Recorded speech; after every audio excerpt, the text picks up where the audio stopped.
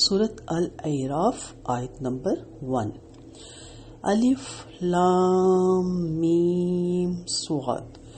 अलिफ लाम मीम स्वाद हरूफे मुक़त्तआत हैं। ये कुरान की 29 सूरतों की इब्तदा में ऐसे हरूफ इस्तेमाल हुए।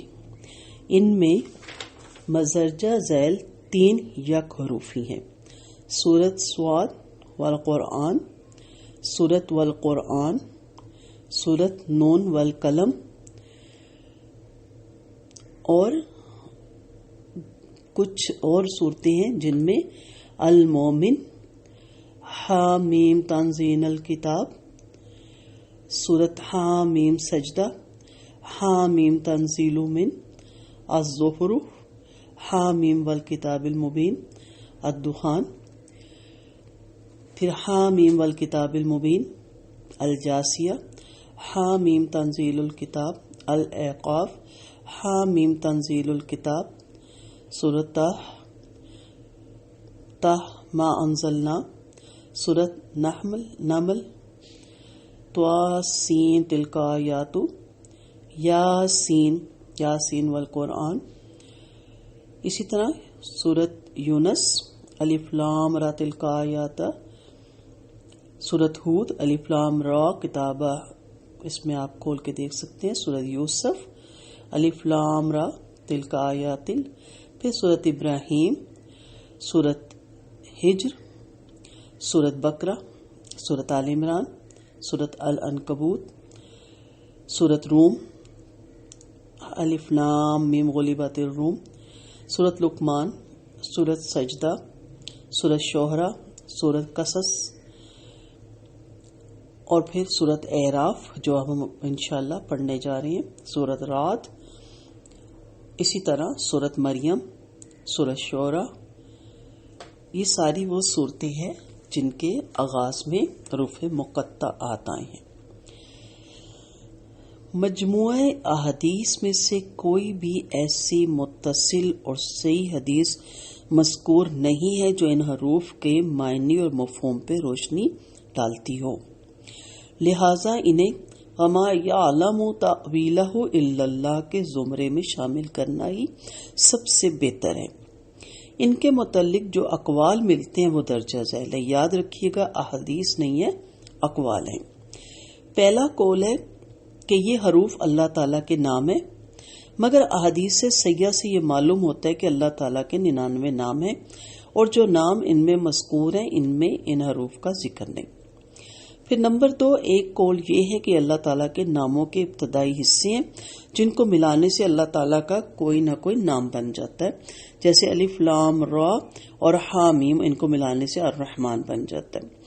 ये दलील भी कुछ दुरुस्त मालूम नहीं होती क्योंकि अर्रहमान में भी मीम और नून के दरमियान एक अलिफ है जिसको लिखते वक्त तो खड़ी जबर से काम चलाकर हज़फ किया जाता है, मगर तलफ़ुज़ में तो हज़फ नहीं हो सकता। इलावा अज़ी ये एक लफ्ज़ तो बन गया, अब अगर मजीद कोशिश की जाए तो शायद एक आधा लफ्ज़ और बन जाए। सारे हरूफ को इस अंदाज से तरकीब देना कि इससे अल्लाह ताला के नाम बन जाए नामुमकिन सी बात मालूम होती है। नंबर 3 कौल कि आप सल्लल्लाहु अलैहि वसल्लम के नाम है और इस सिलसिले में बिलखुसूस तोहा और यासीन का जिक्र किया जाता है। ये तौजी इस लिहाज से दुरुस्त नहीं कि नबी करीम सल्लल्लाहु अलैहि वसल्लम ने खुद जो अपने नाम बताए वो ये हैं: मोहम्मद, अहमद, माही यानी कुफर को मिटाने वाला, हाशिर और आकिब। नीज बुखारी में मज़कूर है कि हबशी जबान में ताहा के मानी ए मर्द हैं या ऐसे मर्द जिसकी जबान से कोई हर्फ ना निकल सके, वो रुक रुक कर या अटक अटक के बात करें और ये बात उसकी जबान में गिरा की वजह से हो। और ये तो वाज़ेह है कि नबी करीम सल्लल्लाहु अलैहि वसल्लम नाऊज़ बिल्लाह ऐसे नहीं थे।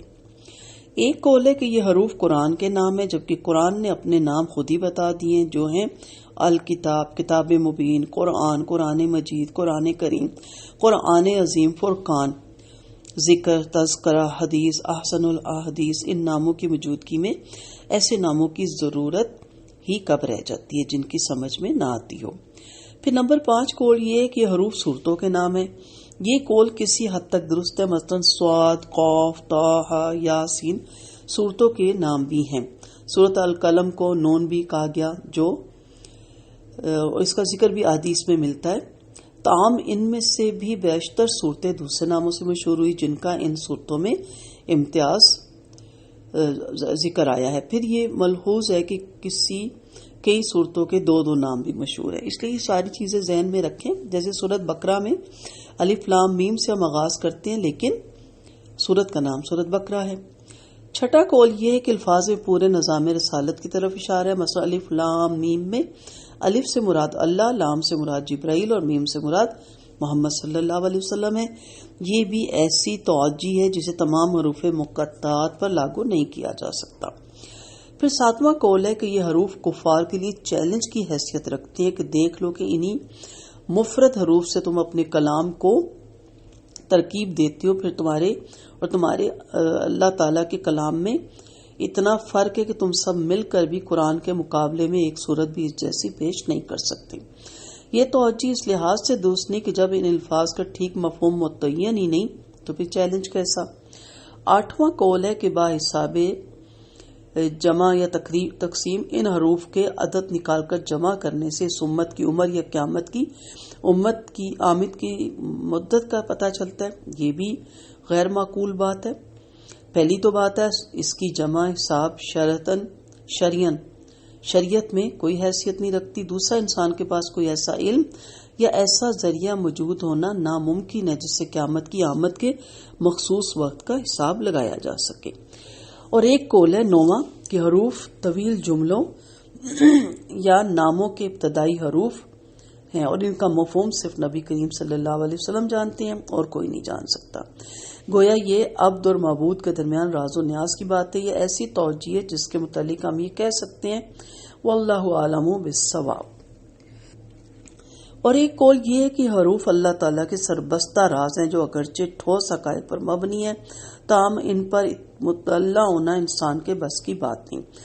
یہ وہی توجہ ہے جس کی طرف ہم نے ابتدا میں اشارہ کر دیا اور یہی توجہ سب سے بہتر معلوم ہوتی ہے. ان الفاظ میں اللہ تعالیٰ کے بعض ایسی صفات مذکور ہیں جن کا سمجھنا انسانی عقل کی بساط سے باہر ہے اور ان پر کسی عمل کی بنیاد بھی نہیں اٹھتی. رہی بات صحابہ کرام کو جس کی بات کی سمجھ نہیں آتی تھی تو فوراً نبی کریم صلی اللہ علیہ وسلم سے پوچھ لیا کرتے تھے. اور چونکہ صحابہ کرام نے ان حروف کے متعلق آپ صلی اللہ علیہ وسلم سے کبھی استفسار نہیں کیا لہذا معلوم ہوا کہ عربی زبان میں حروف مقطعات کا رواج عام تھا اور صحابہ کرام ان کے معنی بھی خوب جانتے تھے. پھر عربی ادب سے کچھ مثالیں اگر آپ پڑھیں تو آپ کو پتہ چلے گا، اس کی ساری بات آپ کے لیے وضاحت ہو جائے گی. کیونکہ کچھ شاذ قسم کی مثالیں بھی پیش کی جاتی ہیں تو یہ خیال درست نہیں. جب قرآنی آیات کی پوری تشریحات آپ صلی اللہ علیہ وسلم سے صحابہ کرام کے ذریعے ہم تک پوری صحت کے ساتھ پہنچ چکی تو پھر آخر ان حروف کی تشریح اور تفسیر ہی ہم تک کیوں نہیں پہنچی؟ بلکہ اصل حقیقت یہ ہے کہ صحابہ کرام خوب سمجھتے تھے کہ یہ حروف اللہ تعالیٰ کے ایسے راز یا صفات ہیں جن کو اللہ کے سوا کوئی نہیں جان سکتا. کیا آپ بتا سکتے ہیں کہ کسی صحابی نے آپ سے یہ پوچھا ہو کہ اللہ تعالیٰ جب ہم میں سے ہر ایک کی شہ رگ سے بھی زیادہ اس کے قریب ہے تو پھر وہ عرش پر کیسے بیٹھا ہے؟ جب یہ وہ بوقت سحر آسمان سے زمین پر نازل فرماتا ہے تو شہ رگ سے بھی زیادہ قریب کی کیا معنی ہے؟ ہرگز نہیں، بلکہ یہی صورت ان حروف مقطعات کی بھی تھی. لہٰذا ان کے معنی اور مفہوم نہ جاننے کے باوجود انہوں نے کبھی بھی اس کے متعلق آپ صلی اللہ علیہ وسلم سے استفسار نہیں کیا تھا.